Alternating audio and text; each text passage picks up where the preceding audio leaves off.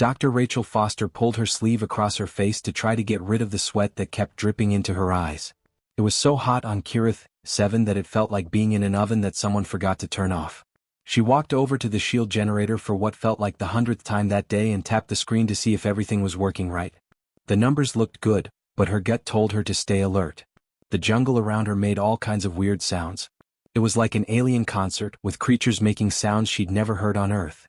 Some were high-pitched whistles, while others were deep rumbles that she could feel in her chest. For almost 2 months now, her team has been here studying the most dangerous animals on Earth. The Vekari. These weren't just any old predators. They were huge animals, and each one was taller than any bear back home. They had 6 strong legs and dark scales on their bodies that sparkled in the sun.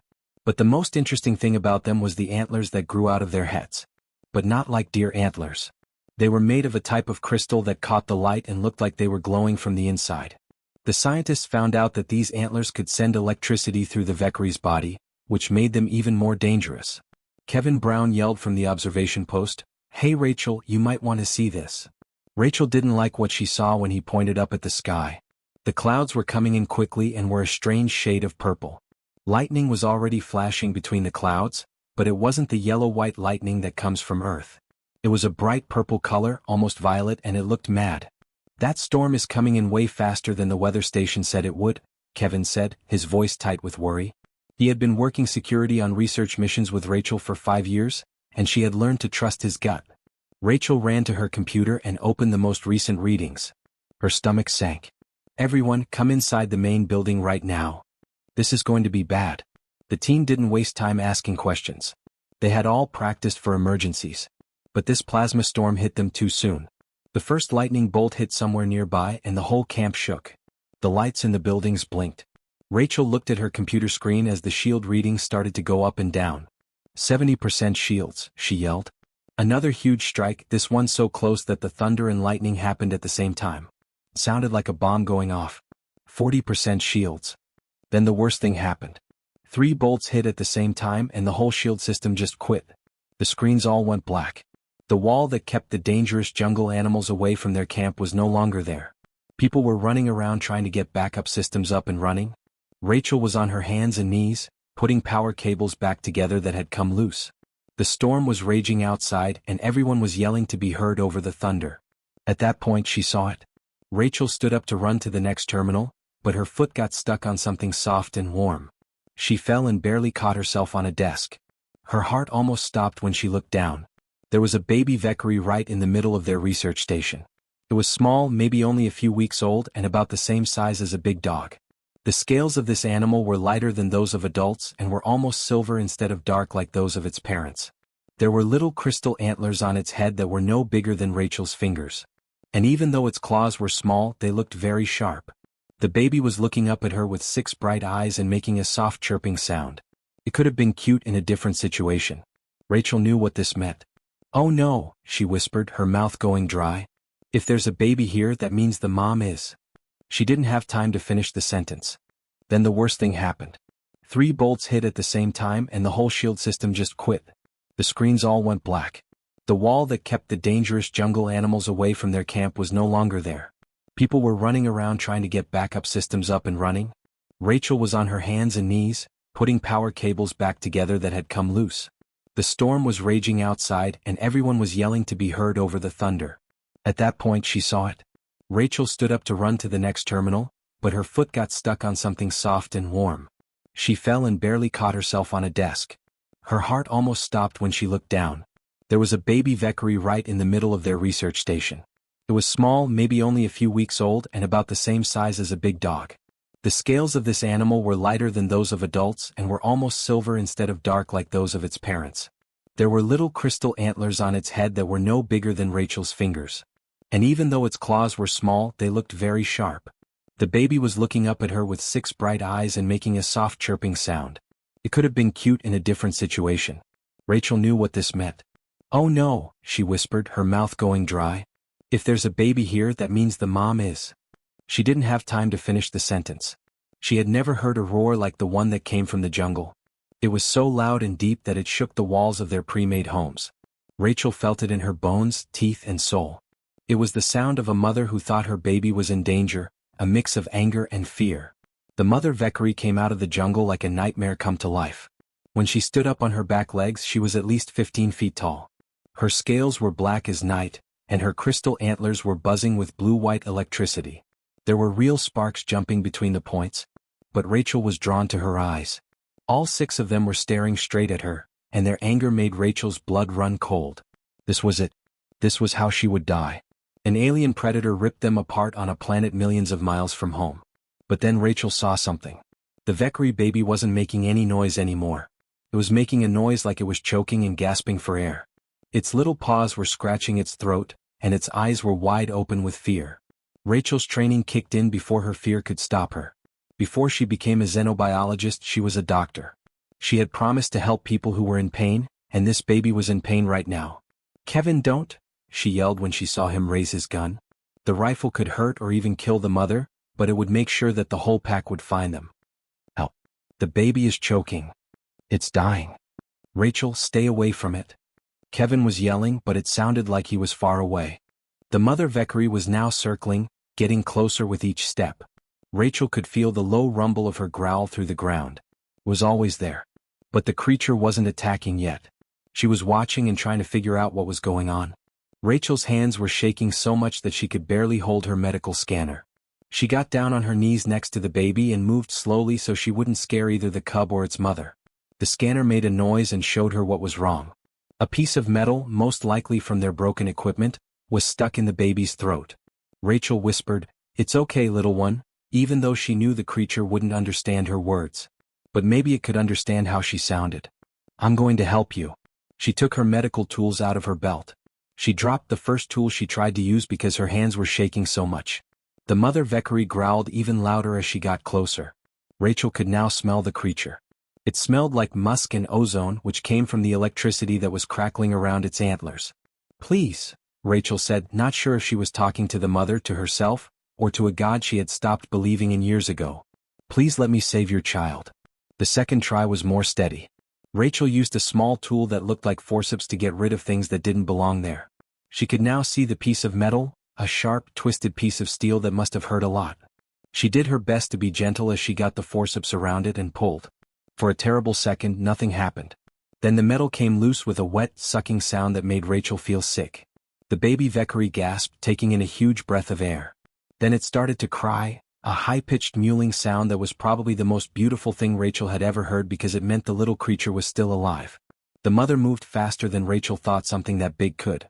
She picked up her baby in one smooth motion, holding it gently even though her teeth were very sharp. For a long time, the mother and the person just looked at each other. Rachel was still on her knees and her medical tools were all over the place. She was breathing hard and her heart was beating so fast that she thought it might burst.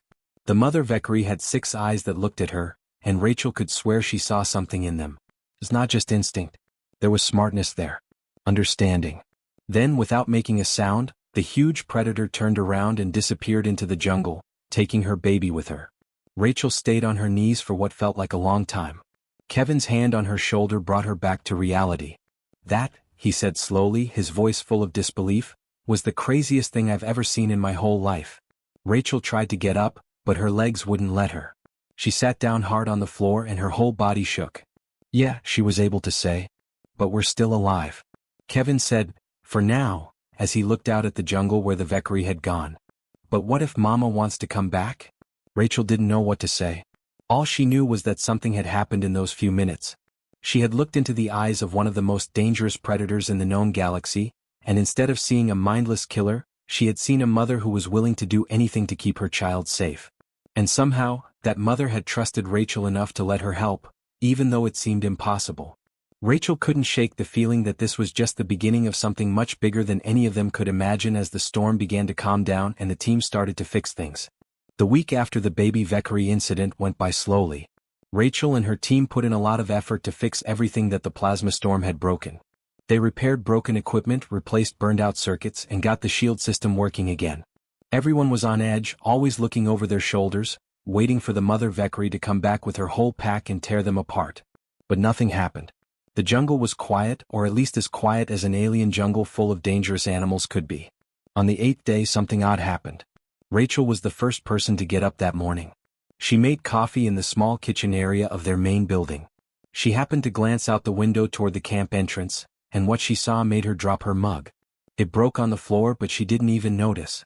There was a huge dead animal lying right outside their gate. With thick gray skin and curved horns, it looked like a mix between an elk and a buffalo. It must have weighed at least 400 pounds. And it had been killed very recently with only one bite to the neck. "Kevin!"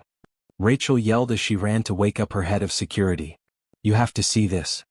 Everyone on the team stood outside and looked at the huge dead body. Nobody wanted to get too close at first. It could be a trap, or it could be a sign from a predator that this is its hunting ground. "Look at the security cameras," Rachel said.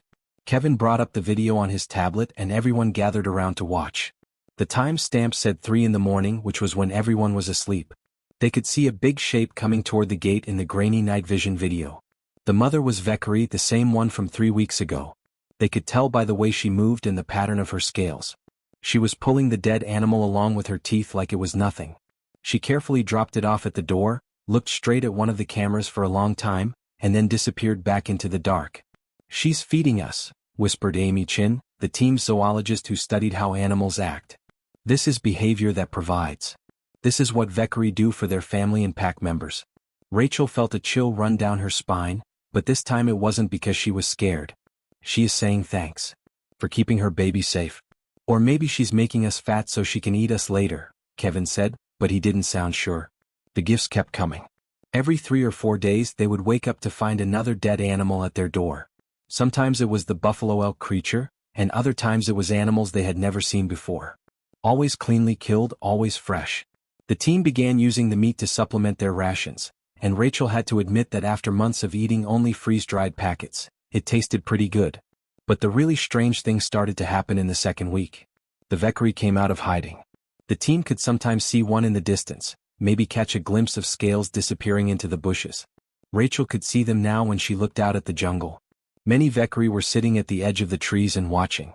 They didn't get any closer or act like they were going to hurt them. They only watched. It was like being in a zoo, but the Vekari were the visitors and the people were in the cage. "They're studying us," Amy said as she wrote on her tablet. "Check out that one on the left." For 2 hours she's been watching Kevin work on the shield generator. "They're trying to figure out what we do and how we think." "That's great," Kevin said. "Now I have people to watch me work." Rachel thought it was interesting, not scary. These weren't dumb animals. They were smart, social animals that were trying to figure out if they could trust people. People were judging and evaluating everything the team did. Rachel was very aware of how she should act. 3 weeks after the storm, everything changed. Rachel was in the lab looking at soil samples when her communication unit started to beep loudly. It was an automated distress signal that only went off in life-threatening situations. She frowned when she saw the source location. It was coming from the corporate mining colony about 50 miles north of their position. She opened the door. "This is Research Station 7. We're getting your distress call." "What's wrong?" There was a crackling sound and then a man's voice came through, full of pain. "This is Corporate Station 12. We have a hurt animal that is some kind of local predator. It hurt itself when it attacked our mining tools. We were going to kill it, but our scanners say it might be one of those species that are protected. Before we kill it, we need a xenobiologist to check it out." Rachel's blood turned cold. "What kind of animal?" "Big. Really big. It has 6 legs, scales, and those strange crystal antlers. Our plasma cutters left a nasty burn on its side." "A Vekari." They had hurt a Vekari, probably because it was trying to protect its territory from their illegal mining. "Don't kill it," Rachel said quickly. "We're coming to help. Stay away from it and don't make it worse."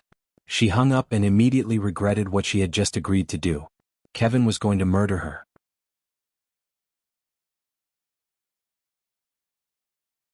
She was correct. Kevin's face turned red when she called the team together and told them what was going on. "Absolutely not," he said firmly. "That's 50 miles into the jungle that no one has ever been to before. Far into Vekari land. It's not our fault what those stupid companies do to the animals around here." Rachel shot back. "It is our problem. Are those Vekari out there watching us? They know everything that goes on in this jungle. If we let their pack member die when we could have saved it, all the trust we've built up will be gone. We are just like all the other people they have met who hurt and kill them." Amy nodded slowly. "Rachel's right. This could be a very important time. We rescued a baby who had wandered into our camp. That was simple and not too dangerous. But to help them you have to go into their world, into their territory? That's not the same. That shows real dedication. Kevin looked at the other members of the team. Everyone agreed with Rachel.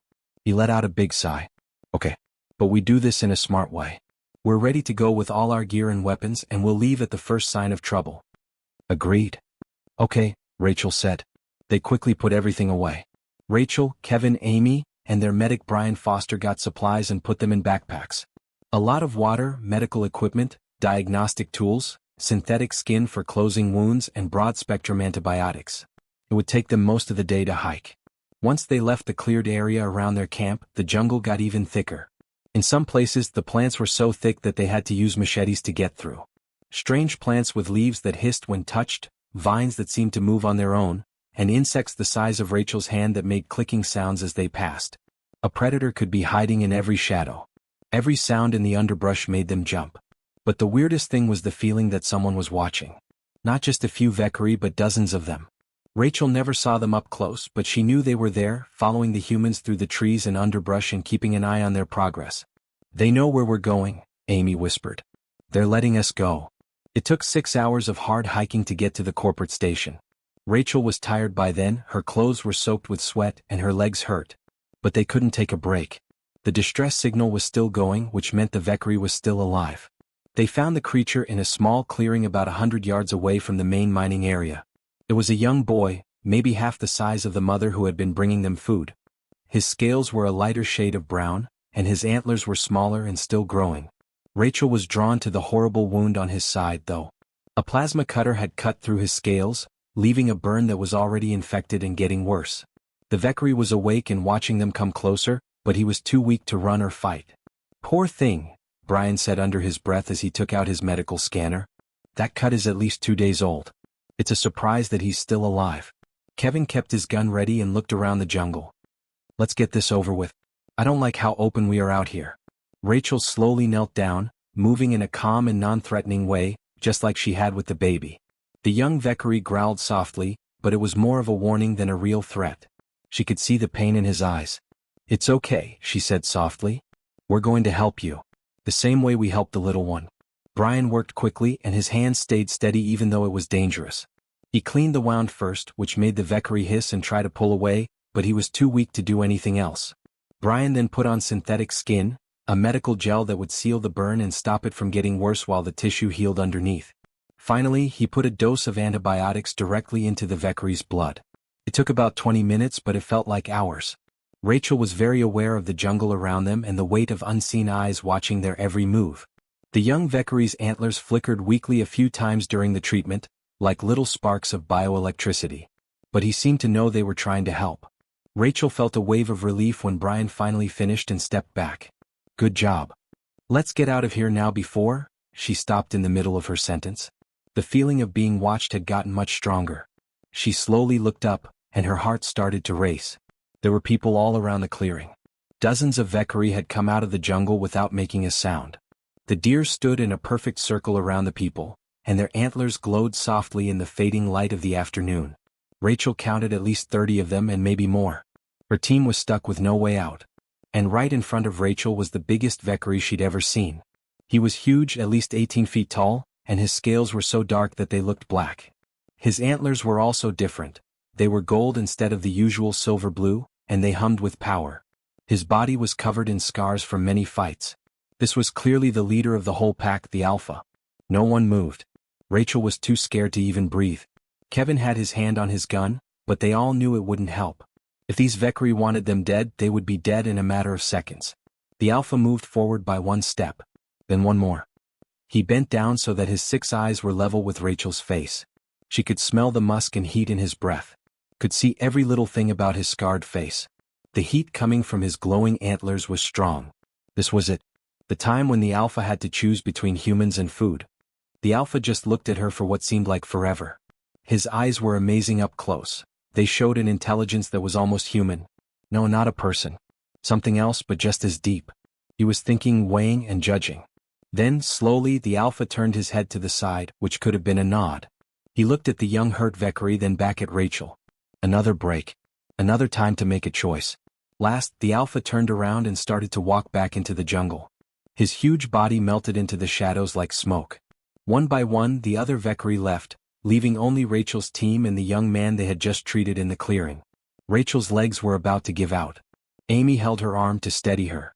Did that just happen? Brian whispered. I think, Amy said softly, her voice shaking, we just passed some kind of test. A big one. The young Valkyrie had a hard time getting up, but he was steadier now. He looked at Rachel one last time before following his pack into the jungle, where they vanished into the green shadows. They stood there for a long time, not ready to move or talk. Kevin finally spoke up. We need to go. Now, before I really go crazy. Everyone was tired, both physically and emotionally, so the hike back to camp took even longer. Rachel couldn't stop thinking about what had happened, though. They had crossed into Valkyrie land, healed one of their pack, and the Alpha had spared their lives. He'd done more than that to show that he knew them. They took them. Rachel fell onto her bunk without even bothering to shower when they finally got back to camp long after dark. She thought about what would happen next as she fell asleep. The Valkyrie could clearly see them in a new way. But what did that mean? What had they begun? She would find out soon enough. In the jungle, where it was dark, dozens of Valkyrie were watching their camp with new eyes. The people weren't invaders. They weren't out hunting. They were completely different. Something that could even be called friends. While Rachel was making her morning rounds near the river, she came across the first body. There was a Valkyrie cub lying still in the mud near the water's edge. It was only a few weeks old. Its little body was cold and its crystal antlers were completely black. She knelt down next to it and looked for any signs of life, but there were none. The little thing was gone. Her heart sank. She had never seen a dead Valkyrie cub in all the months they had been on Kirith, 7. Adult Valkyrie were very protective of their young and kept them hidden deep in their dens until they were strong enough to live on their own. There must have been something very wrong for someone to be left like this. The next day they found another one. This time, Amy found it about a mile from their camp. Brian found 2 more the next day. They had counted 11 dead cubs in the area around their research station by the end of the week. This isn't normal, Amy said, her face pale as she looked at the most recent body through her microscope. I'm seeing signs of serious breathing problems. Their lungs are very inflamed. Whatever killed them, it did so quickly. Rachel called her team into the lab, and they worked around the clock to figure out what was going on. They ran test after test on samples from every dead cub they could find. When the answer finally came, it was worse than Rachel had thought it would be. There was a virus. It was a nasty one that hurt the lungs. But the worst part was that adult Valkyrie could carry the virus and not get sick at all.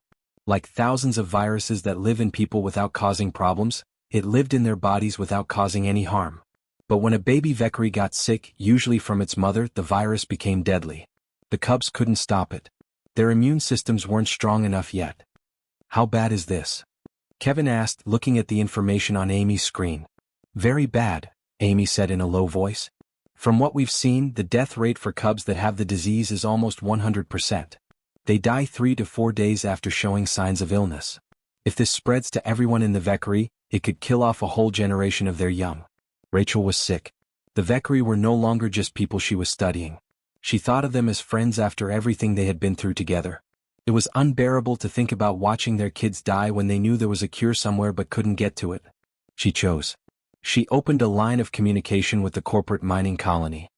This is Dr. Rachel Foster from Research Station 7. I need to talk to Commander Daniel Reed right away. It's important. It took a few minutes, but Reed's face finally showed up on her screen. He was in his 50s and had gray hair cut short like a soldier's. His eyes didn't show any warmth at all.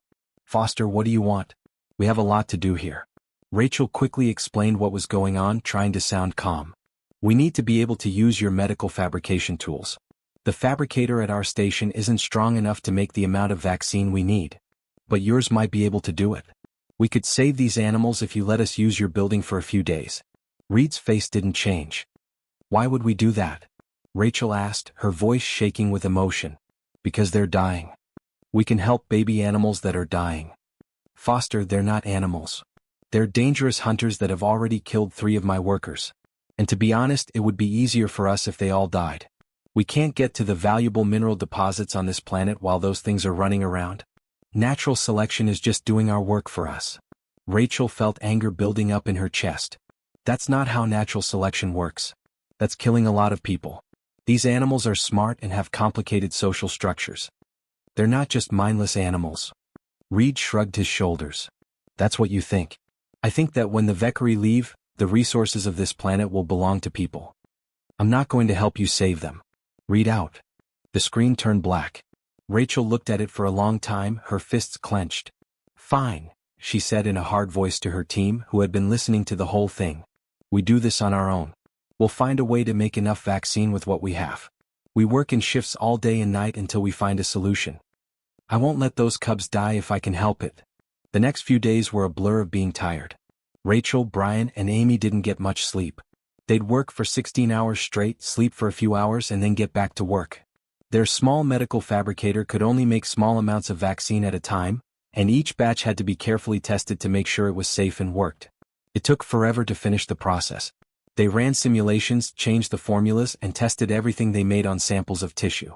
They were getting close. Rachel could sense it. In their lab tests, the newest version of the vaccine looked very promising. But they had to try it on a sick cub to see if it would really work.